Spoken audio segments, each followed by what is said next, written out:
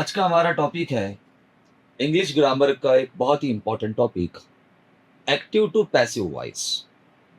Active to passive voice. शायद ही कोई स्टूडेंट्स होगा जो इंग्लिश ग्रामर की स्टडी स्टार्ट करता है 5th 6th 7th स्टैंडर्ड से, और शायद ही ऐसा कोई स्टूडेंट हो जिसे ये ना पता हो कि एक्टिव पैसिव वॉइस नाम का कोई ग्रामर में एक टॉपिक होता है। अब एक्टिव और पैसिव वॉइस क्या होता है, तो इसके अगर हम हिंदी वर्जन में मराठी में जाए तो उसको कर्मणी प्रयोग या कर्तरी प्रयोग किया जाता है। बट एक बड़ा जोक समान हो जाता है कि कई लोगों को कर्तरी और कर्मणी प्रयोग इनके बारे में कोई लेना देना नहीं होता। तो सबसे पहले मैं कर्तरी प्रयोग और कर्मणी प्रयोग ये क्या होता है समझा देता हूं। कर्तरी प्रयोग का मतलब होता है जहां कर्ता एक्टिव है, वो है कर्तरी प्रयोग। कर्मणी प्रयोग का मतलब ऐसा होता है कि जहां कर्म एक्टिव है, दैट मीन्स ऑब्जेक्ट एक्टिव है। सेम इन्हें इंग्लिश लैंग्वेज में कहा जाता है active to passive voice. First point. Second thing, active to passive voice completely depend upon tense. मैंने टेंस कहा डायरेक्टली, या टेंस के साथ साथ ये डिपेंड करता है वर्ब पे। और आपको भी पता है कि टेंस डिपेंड करता है वर्ब पे। मतलब वर्ब में जैसे जैसे चेंजेस होते रहते हैं, V1 V2 या वर्ब जैसे बदलाव होता है, तो ये बदलाव टेंस में बदल जाता है। तो same active to passive depend करता है टेंसेस में। First point. सेकंड, अब एक्टिव और पैसिव वॉइस में मेन डिफरेंस क्या है। तो भाई कई लोग ऐसे होते हैं जो बताते हैं, पढ़ाते हैं, पढ़ते हैं, ऑब्जर्व करते हैं, और उनका ये मानना होता है कि जहां सब्जेक्ट एक्टिव है, सब्जेक्ट वो है एक्टिव वॉइस, और जहां ऑब्जेक्ट एक्टिव है वो है पैसिव वॉइस। हम थोड़ा और आगे जाके सोचते हैं। मैं फिर रिपीट कर रहा हूं कि कुछ लोगों का मानना होता है कि जहां पे सब्जेक्ट एक्टिव होता है वो होता है एक्टिव वॉइस, और कुछ लोगों का मानना होता है कि जहां पे ऑब्जेक्ट एक्टिव होता है वो होता है पैसिव वॉइस। हम थोड़ा और आगे जाते हैं और इसको एक ब्रॉड माइंड में लेके आते हैं। एग्री कि ये सारी जो डिफिनेशंस हमने सुनी है, आपने पढ़ी है, आपको पढ़ाई गई है, मैं एग्री करता हूं कि राइट है, मैं उसको डिनाई नहीं कर रहा हूं। बट थोड़ा एक और स्टेप हम आगे जाते हैं और मैं यहाँ पे एक एक फॉर्मेट लिखता हूं।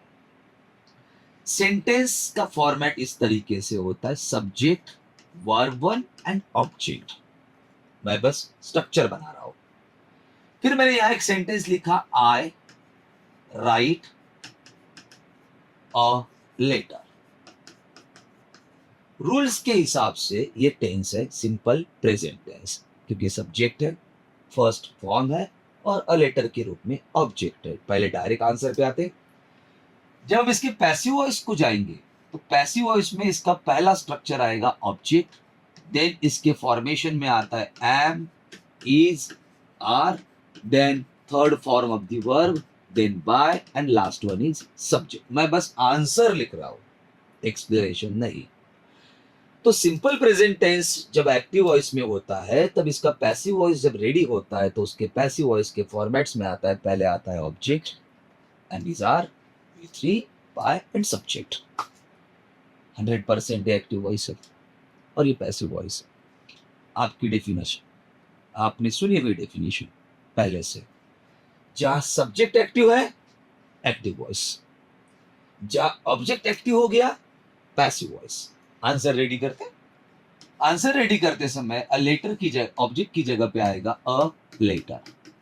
ऑब्वियसली कॉमन सेंस की बात है, अ लेटर के बाद क्योंकि न्यू ऑब्जेक्ट है, इसके बाद एम, इज, आर में से कुछ ना कुछ आएगा। तो 100% इतना लॉजिक हम लेके जरूर चलते हैं कि अ लेटर के बाद यहां आने वाला है इज। देन फिर हम नेक्स्ट स्टेप की तरफ आते हैं और यहाँ पे राइट का थर्ड फॉर्म, मतलब जो वर्ब यहाँ एक्टिव था उस वर्ब का पैसिव यहाँ थर्ड फॉर्म में आ रहा है। तो राइट यहाँ बन जाएगा रिटर्न। रिटर्न के बाद यहाँ आता है बाय, और ऑब्वियसली एक्टिव वॉइस में आए है तो सेकेंडरी स्टेज पे जब हो जाएगा तो बन जाएगा मी। कुछ इसी तरीके का फॉर्मेट्स और सिनेरियो आपने पढ़ा है इसी तरीके का। इसकी भाषा में अगर हमें कहे एक्टिव वॉइस, इस भाषा में अगर हम कहे पैसिव वॉइस। लेकिन मैंने अभी कहा कि हमें थोड़ा सा 2 स्टेप आगे जाना है और कुछ और सोचना है। और सोचना ये है कि जो सेंटेंस, मैं रिपीट कर रहा हूं, जो सेंटेंस टेंस में होता है, टेंस जो कि नंबर 12 है, 1 से लेके 12 तक सब टेंसेस, जो सेंटेंस टेंस में होता है उसे एक्टिव वॉइस कहते हैं। और जो सेंटेंस सेंटेंस है, मीनिंगफुल भी है, पर जो सेंटेंस टेंस में नहीं होता है वो होता है पैसिव वॉइस। तो you easily understood the value of tense. तो एक्टिव और पैसिव वॉइस को अगर स्टडी करना है तो सबसे पहला फोकस हमें टेंसेस पे रखना पड़ेगा, इसलिए हम टेंस से स्टार्ट करते हैं।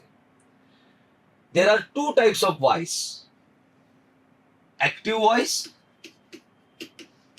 And passive voice. Repeat, there are two types of voice, active voice, passive voice.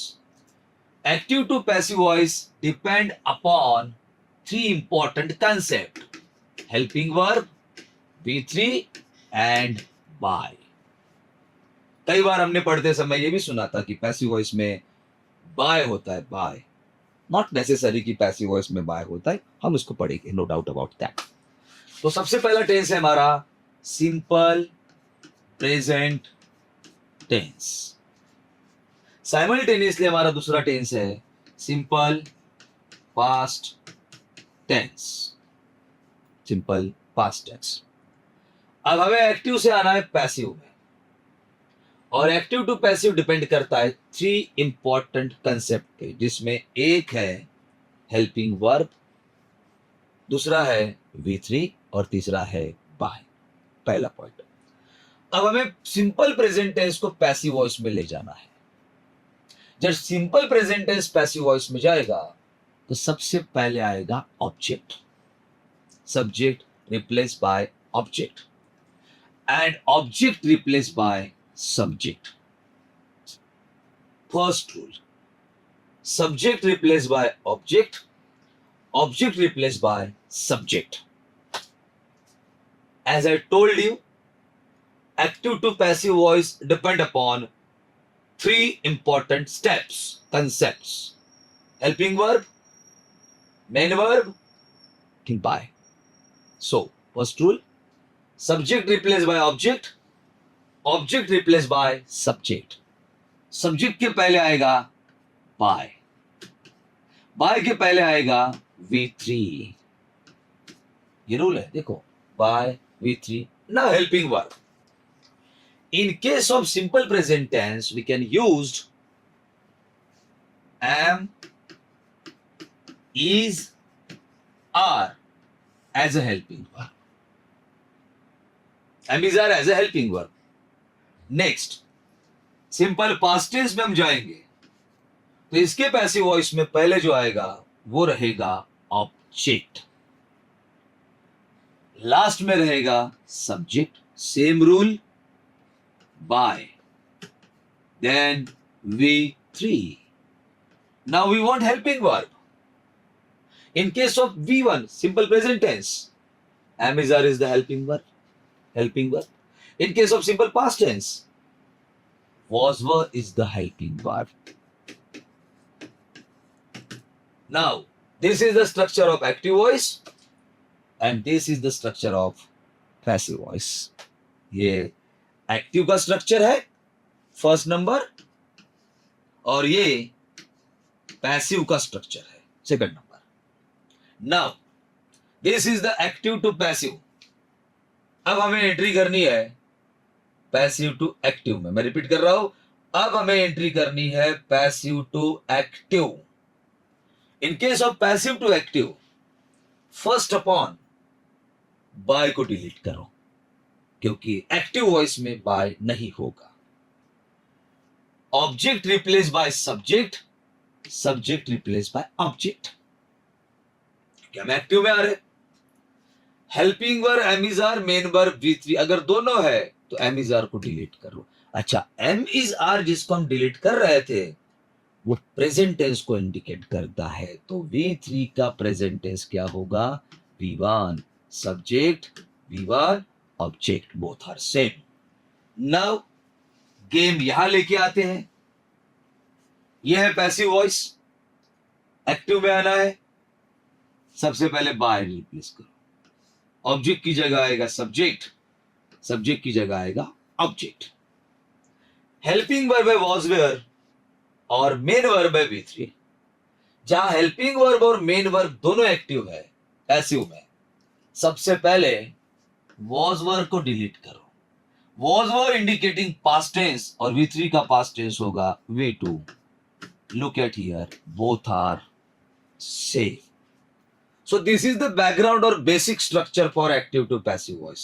Now हम इसी बात को सेंटेंसेस में लेके आते हैं और सेंटेंसेस में लेके आने के बाद यहां पहला सेंटेंस जो अभी हमने थोड़ी देर पहले सॉल्व किया, आई राइट अ लेटर. ऑब्वियसली है पैसिव वॉइस में फर्स्ट वर्ड रहेगा अ लेटर. अ लेटर के बाद is written by, final step me. A letter is written by me, active voice. A letter is written by me, passive voice. अब passive से आना है active में. Rules हम पढ़ चुके हैं. इंपॉर्टेंट एक्टिव टू पैसिव भी होता है and important passive to active भी होता है. सेकेंड स्टेप है हमारा passive to active. First of all by delete. A letter object replace by me I. Helping verb main verb is deleted. Return present form right last में a letter.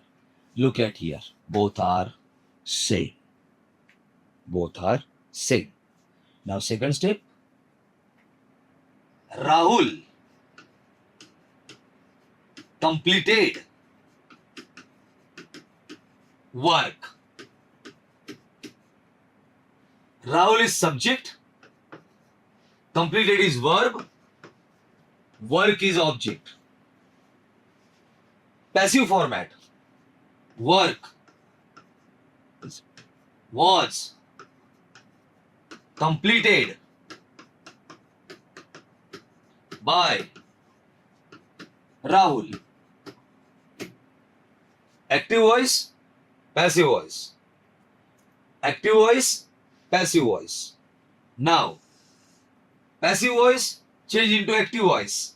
By, work replaced by Rahul. Helping verb was, completed of the past tense is completed. Last word work. Look at here, both are same. Look at here, both are same. So this tricks or the method is very useful to change the active voice into passive voice as well as passive voice into active voice. It's very important. This is all about simple tense, simple present, simple past.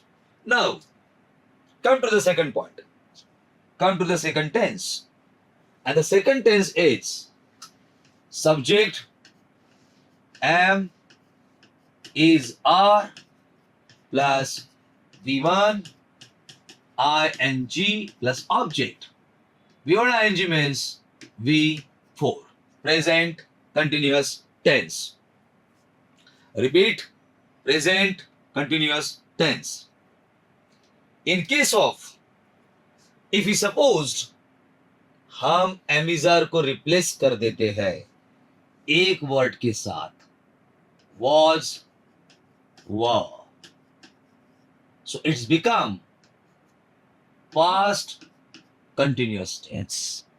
That means present continuous में और past continuous में केवल helping verb का difference है.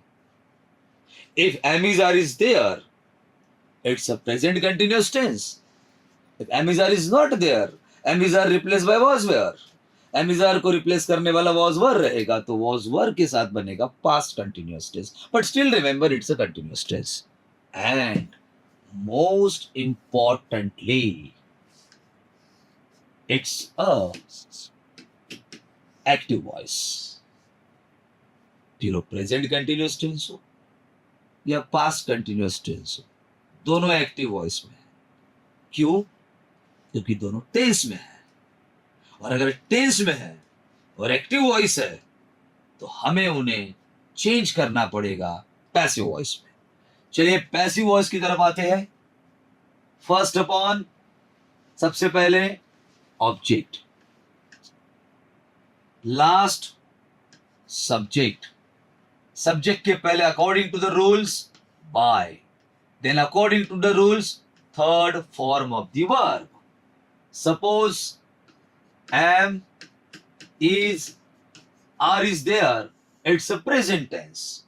And suppose was, were is there, it's a past tense. Present continuous के लिए am is are आएगा, past के लिए was were। लेकिन एक चीज बाकी है, वो क्या? वो ये कि अगर हम कंटिन्यूअस टेंस को ठीक से ऑब्जर्व करें और उसके पैसिव स्ट्रक्चर को ठीक से ऑब्जर्व करें तो हमें एक चीज नजर आती है, वो ये, ऑब्जेक्ट अपनी जगह पहुंच गया, सब्जेक्ट पैसिव में अपने प्लेस पे आ गया, बाय भी सेटल हो गया, V1 का प्रमोशन होके V3 बन गया, प्रेजेंट है तो am is are आ गया, पास्ट है तो was were आ गया। एक बचा है ing, ये बचा है एक्टिव। कहीं ना कहीं हमें उसे पैसिव में एडजस्ट करना है structure wise, but still remember ing अकेला नहीं आएगा, तो वो अपने साथ बी को लेके आएगा और स्ट्रक्चर बनेगा object am is are being V3 by subject, passive voice present continuous tense, object was were being V3 by subject, passive past continuous. This is the step for passive voice. ये है हमारा passive voice. Now जो हमारे rules है उस हिसाब से हम एक्टिव से पैसिव में आए, हम एक्टिव से पैसिव में आए, एंड देन हमें पैसिव में एक्टिव में जाना चाहिए। रूल्स फॉलो करते, चेंजेस करते हैं। सबसे पहले replacing step by, object subject, subject object, first rule by delete हो गया। इसके पहले के टेंस में हमने देखा कि अगर हेल्पिंग वर्ब और मेन वर्ब है तो हेल्पिंग वर्ब को डिलीट करो, but helping verb and main verb and connecting verb है तो नाउ स्टेज पी को कट करो, पी। अब सब्जेक्ट में आएगा एम, इज, आर, पास्ट के लिए रेडी होगा वॉज, वर, एंड ऑब्वियसली है ing just attach with V3, so it's become V1 plus ing. Look at here. This is active voice, this is passive voice, and this is the active voice of this passive voice. And surprisingly, look at here, both are same. Both are same. Observe it very carefully. Both are same. Okay. Carried out with the sentence. Sentence के साथ अगर carry करते हैं तो easily understood हो जाएगा. Suppose he was searching the information. Obviously he subject है, was helping verb है, V1 के साथ ing अटैच हुआ है, इंफॉर्मेशन ऑब्जेक्ट है, पैसिव में आना है तो पहले आंसर आएगा the information. Immediately after that was, immediately after that being, third form of the search, searched, by. Last word, he replaced by him. It's an active voice. It's a passive voice. Now, our second responsibility, हमारी दूसरी जिम्मेदारी बाकी है भाई. अब दूसरी जिम्मेदारी क्या है? इस पैसिव वॉइस को एक्टिव में चेंज करो. एंड रिमेंबर, आंसर यही होना चाहिए. स्टार्ट करके पहले बाय डिलीट करो. The information replace by he, him replace by the information. Helping verb being connected, delete B. ing attached with search. 1 minute. After that, he was. ing attached with search is become searching. And the final answer is he was searching the information. Look at here. Both are same. It's active voice, it's a passive voice, and once again it's active voice. And look at here, both are same. So this is the structure of active and passive voice. Is that clear? इसके बाद के जो perfect tense के फॉर्मूले है हम वो next lecture में टैली करेंगे. गुड.